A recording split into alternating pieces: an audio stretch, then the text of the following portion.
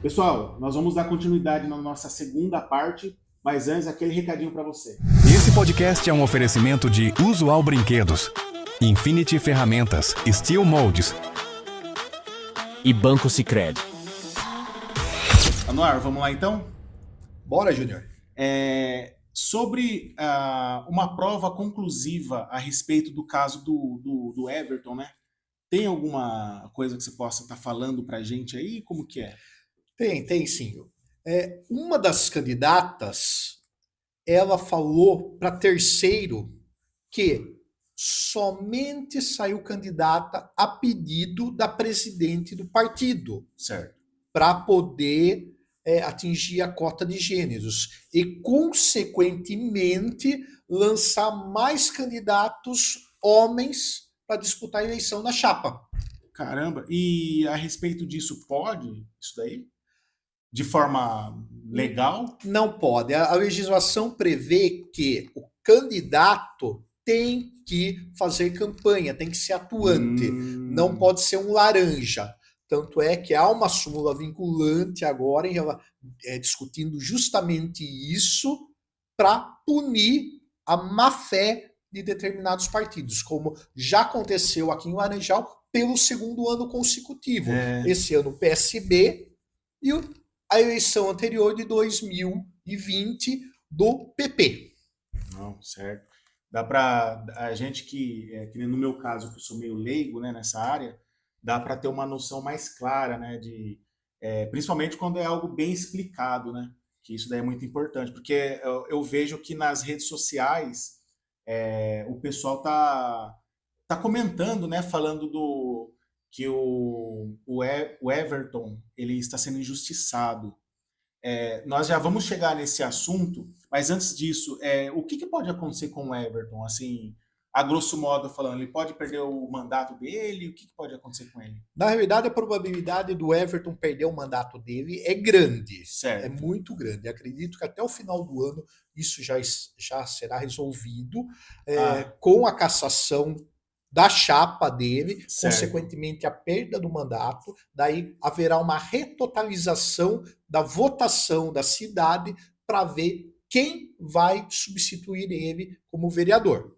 E tem alguns candidatos aí que possa estar na frente para os reservas, vamos dizer assim.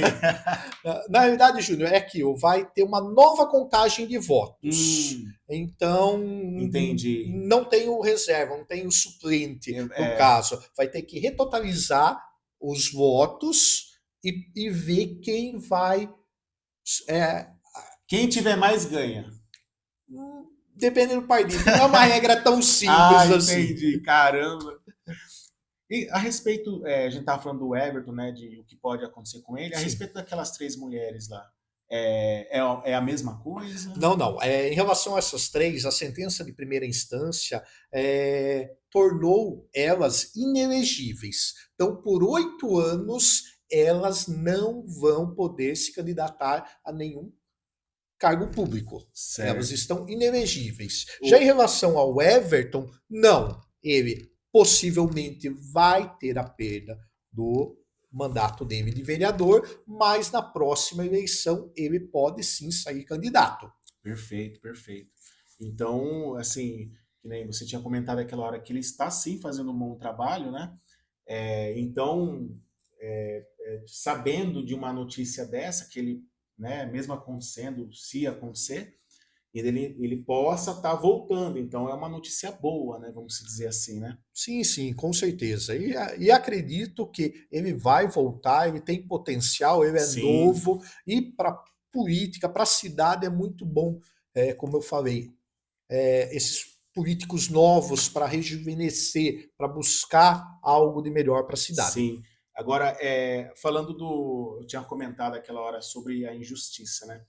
Eu vejo nas redes sociais que tem muita gente mesmo, que está comentando, né, que ele está sendo injustiçado, que não é nada disso, do que possam estar falando, enfim.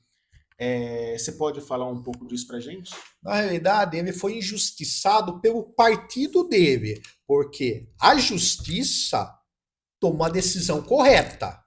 Infelizmente, para ele, para o partido dele, a justiça foi correta. O partido dele que tentou burlar a lei, só que foi pego. Entendi. Na realidade é aquilo, nós estamos aqui atuando já há um bom tempo e nós não vamos permitir mais fraudes que acontecem, principalmente aqui na cidade. Então é aquilo, candidato laranja, não.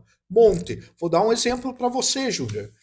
Há alguns anos atrás, nós tínhamos um partido em que o Márcio Garpelli foi um dos vereadores mais votados, com 600 votos, só que ele não entrou. Por quê? Porque a coligação dele não tinha muitos candidatos, não fez um número mínimo para entrar.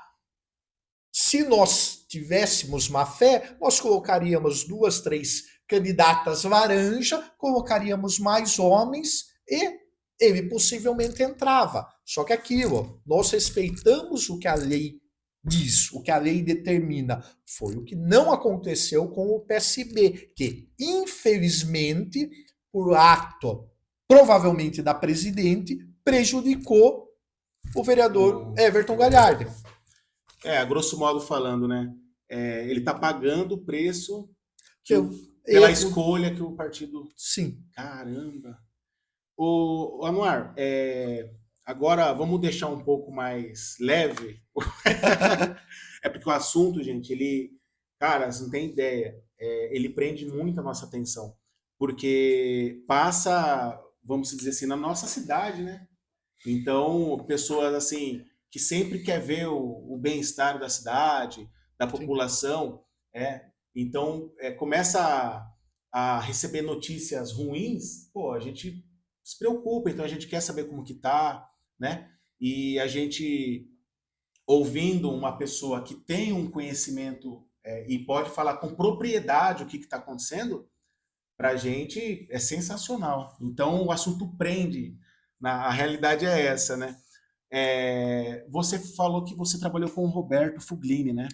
Trabalhei. Você trabalhou com ele, né? Você falou que foi em 2004. Eu trabalhei com o Roberto de 2004 até o final do mandato dele, em 2008. E fala pra gente um momento bacana que vocês passaram assim. Nossa, o Roberto era impressionante, era uma pessoa muito acessível e ouvia tudo aquilo que nós passávamos em prol da população. Vou citar alguns exemplos.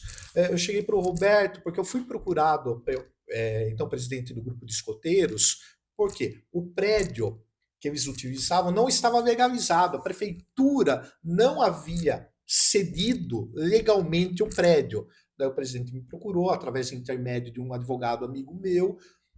Eu cheguei e levei o problema para o Roberto. Roberto, nós precisamos, a prefeitura precisa fazer a cessão do prédio para regularizar o grupo de escoteiros. E, inclusive, eles pretendem fazer reforma lá no prédio, só que hoje eles não podem, porque não tem uma segurança. O Roberto simplesmente falou, pode fazer, é para o bem da população. Quantas crianças não são atendidas?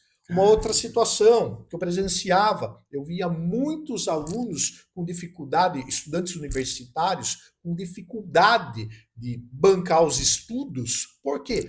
Pelo custo do transporte escolar. Verdade. Sentamos, Roberto, a situação é essa. Podemos fazer uma ajuda dos estudantes de maneira progressiva, assim, obedece o orçamento, tudo.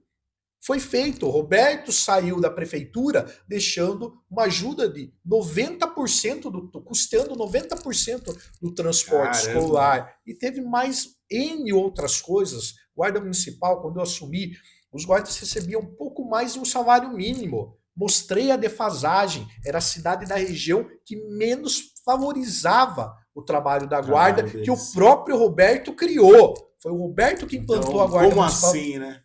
Exato, ele prontamente, na reestruturação, melhorou a situação dos guardas. Nós tínhamos, antigamente, as agentes de desenvolvimento infantil. E o Roberto, na legislação, possibilitou que elas passassem a serem professoras, realizando uma faculdade que a prefeitura subsidiou em 50%. trouxe para Laranjal Paulista essa faculdade de pedagogia, subsidiou para quem quisesse 50% e o salário dessas agentes duplicou, quase triplicou o salário. Caramba. Então o Roberto era uma pessoa muito acessível e que pensava nos funcionários, na população e na cidade. Para mim, desde que eu estou em Laranjal, foi o melhor prefeito que a cidade teve, indiscutivelmente. Perfeito, caramba. Acredito eu que você possa ter muito orgulho de ter uma amizade, né? Ter trabalhado com ele, né? Sim, trabalhei com ele e até hoje nós temos Tem contato, conversa? contato, sim. Bacana, show de bola. E uma mágoa, cara? Vamos aí. Olha, uma decepção muito grande foi com o ex-prefeito Alcides Moura Campos. Certo. Ele foi a maior decepção da política que eu tive.